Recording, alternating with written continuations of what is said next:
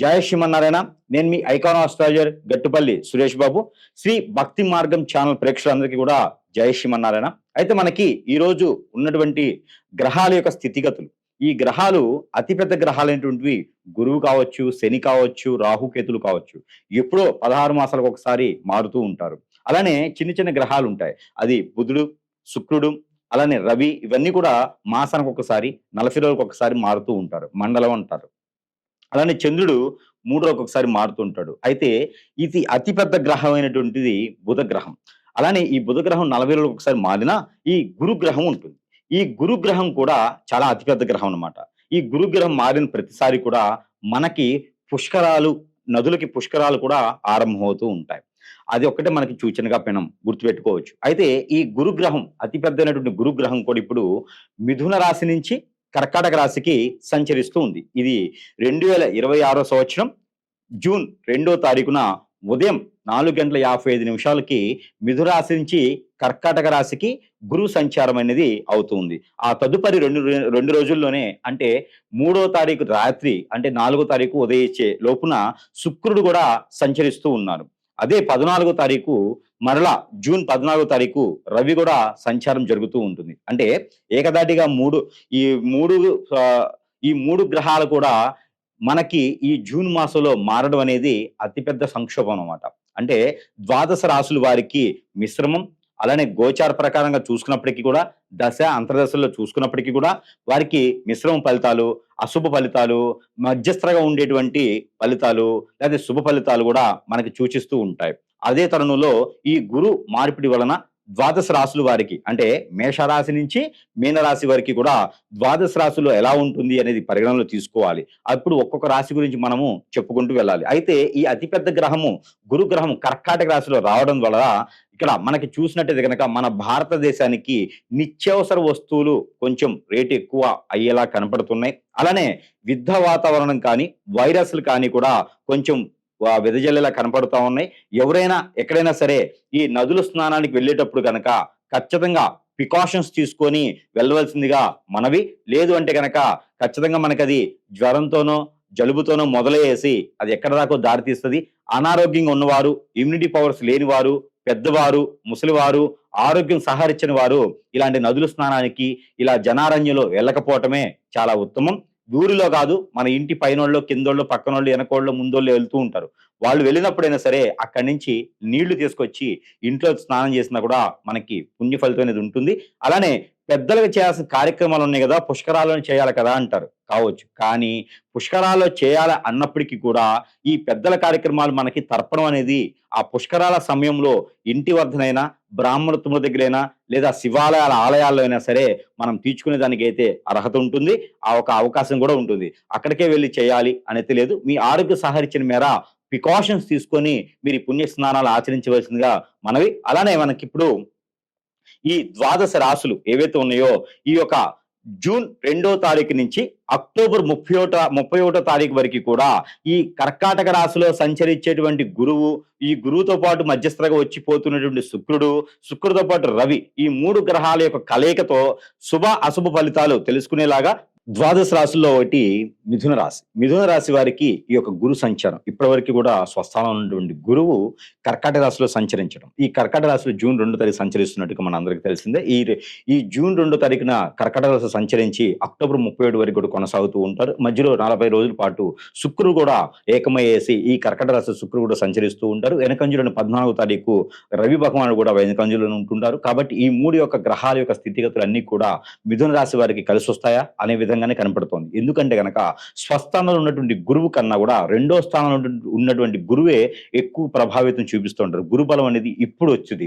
కాబట్టి ఇప్పటివరకు, అంటే గత 2.5 సంవత్సరాలుగా శని భగవాన్ అశుభ దృష్టితో, గురు భగవాన్ అశుభ దృష్టితో ఉన్నటువంటి మిథున రాశి వారందరికీ కూడా కొంతమేర ఉపశయనం అని చెప్పొచ్చు. ఎందుకంటే కనుక ఎండాకాలంలో బాగా 48 డిగ్రీలు ఎండ ఉన్నప్పుడు వర్షం పడితే ఎలా ఉంటుందో అదే విధంగా ఈ యొక్క 5 మాసాలు కూడా కనపడబోతుంది. ఎందుకంటే పెళ్లిళ్ళు ఇప్పటివరకు పుట్టిన తర్వాత మిథున రాశి వారికి ఒక్కసారి కూడా పెళ్లి కాకపోతే కనుక ఆ పెళ్లి అయ్యేటువంటి యోచన, ఆలోచన ఆ ఒక అవకాశం గురుబలం కూడా ఉన్నది. గురుబలం గోచార ప్రకారంగా లేకపోయినప్పటికీ, శుక్రవారం గోచార ప్రకారంగా లేకపోయినప్పటికీ, గురు సంచారం రెండో స్థానంలో ఉంది కాబట్టి మీకు పెళ్ళయ్యేటువంటి యోగ్యత లభ్యపడుతుందని చెప్పొచ్చు. అయితే ఇప్పటివరకు పెళ్లి కాని వారు మాత్రమే ప్రయత్నం చేయండి. అలానే మిథున రాశి వారికి పెళ్ళయ్యేటువంటి యోగ్యత ఎప్పుడు ఉంటదంటే గనక జూన్ 24వ తారీఖు తర్వాత అది నిజ జ్యేష్ఠ మాసం వస్తుంది. 15వ తారీఖు నుంచి జూన్. కాబట్టి ఈ 24 తర్వాత వచ్చేటువంటి ముహూర్తాల్లో అన్‌ఎక్స్‌పెక్టెడ్‌గా అనుకోకుండా పెళ్లి సంబంధాలు కుదురుతాయి. ఎక్కడో పేరెంట్ అనుకో, ఫంక్షన్‌కో వెళ్తారు. అక్కడ ఏదన్నా అబ్బాయి సంబంధం, అమ్మాయి సంబంధం కుదురుతుంది. పెద్దవారందరూ కూడా మాట్లాడుకొని సమక్షంలో ఒక వారం రోజుల్లోనే పెళ్ళయ్యేటువంటి యోచన అయితే కనపడుతోంది. అన్‌ఎక్స్‌పెక్టెడ్‌గా ఉంటుంది మీకు అన్నీ కూడా. ఇది ఒక అదృష్టం అని చెప్పొచ్చు.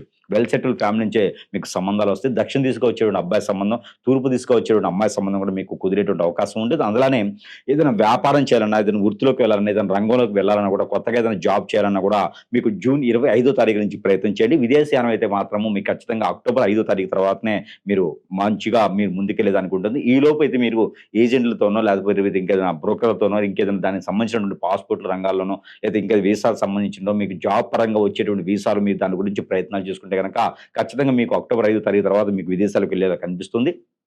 దానితో పాటు ఇక్కడైతే గనక మీకు ఏదైనా హోటల్స్ గానీ, సినీ రంగం గానీ, లేకపోతే గనక రాజకీయ రంగం గానీ, హోటల్స్, రెస్టారెంట్స్, ఫుడ్ కోర్ట్స్ లాంటి హోటల్స్‌లో ఈ ఫుడ్ కోర్ట్స్ లాంటి బిజినెసెస్ మీకు చాలా అనుకూలంగా ఉన్నాయి. కాకపోతే జూన్ 24 తర్వాత మీరు ప్రయత్నం చేయండి. పార్ట్నర్‌షిప్ వ్యాపారాలైతే మీకు కలిసి రావు. ఇప్పటివరకు మీకు ఆరోగ్య ప్రకారంగా ఆస్తమా కావచ్చు, సైనస్ కావచ్చు, లేదంటే గనక మీకు థైరాయిడ్ లాంటి గ్రంథులకు సంబంధించిన సమస్యలున్నా కూడా అవి కూడా కొంచెం మేర ప్రకృతి వైద్యం ద్వారా గానీ, మెడికల్ వైద్యం ద్వారా గానీ, ఆయుర్వేదిక్ గానీ, ఎల్లోపతి గానీ, న్యాచురోపతి గానీ ఇలాంటి వాటి ద్వారా మీకు క్యూర్ అయ్యేటువంటి అవకాశం అయితే ఇప్పుడు కనిపిస్తోంది కాబట్టి జూలై మాసం మొదటి వారంలో గనక మీరు వైద్య పరీక్షలు చేయించుకోవడానికి ప్రయత్నం చేయండి. ప్రయాణం చేసేటప్పుడు కొంచెం గండం కనిపిస్తా ఉంది. ఇది ఆగస్టులో ఉంటుంది గండం అనేది. మీరు కొంచెం ప్రికాషన్స్ తీసుకోవాలి. ఏదైనా దక్షిణామూర్తి అభిషేకం కానీ, లేకపోతే గనక శనీశ్వరుడికి అభిషేకం కానీ, లేదంటే గనక శివాలయంలో పంచామృత అభిషేకం గాని చేసినట్టయితే కనుక ఆ ప్రయాణం చేసేటప్పుడు కొంతమేర మీకు ఇబ్బంది లేకుండా ఉంటుంది. అన్నదమ్ముల మధ్యన గొడవడం గానీ, ఆస్తి తగాదాలు గానీ, వీలునామాలు కానీ, పాత ఆస్తులు కానీ, మీ తండ్రి గారి తరపు నుంచి, తాతగారి తరపు నుంచి ఏదైనా ఆస్తులు ఉంటే వాటిలో గొడవలు అవుతుంటే కూడా అవన్నీ కూడా సమస్యలా కనిపిస్తా ఉంది.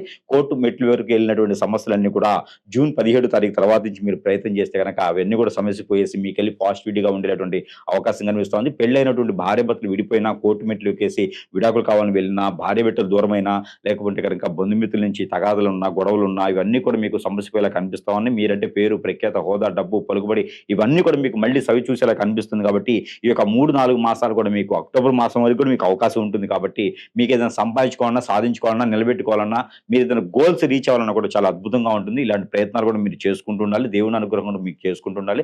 ఇలా కాకుండా మీ గోచార ప్రకారంగా అన్ని రకాల గ్రహాలు కూడా మీకు గోచార ప్రకారంగా సానుకూలంగా ఉన్న మీది మిథున రాశి అయ్యండి. మిథున రాశి 2, 4 స్థానాల్లో గనక శుక్రుడు గాని, 3, 4 స్థానాల్లో గనక గురువు గాని ఉన్నట్టయితే గనక మీకు గురుబలం కూడా ఎక్కువగా ఉన్నట్టయితది కాబట్టి పెళ్ళిళ్ళు కూడా త్వరగానే అవుతాయి.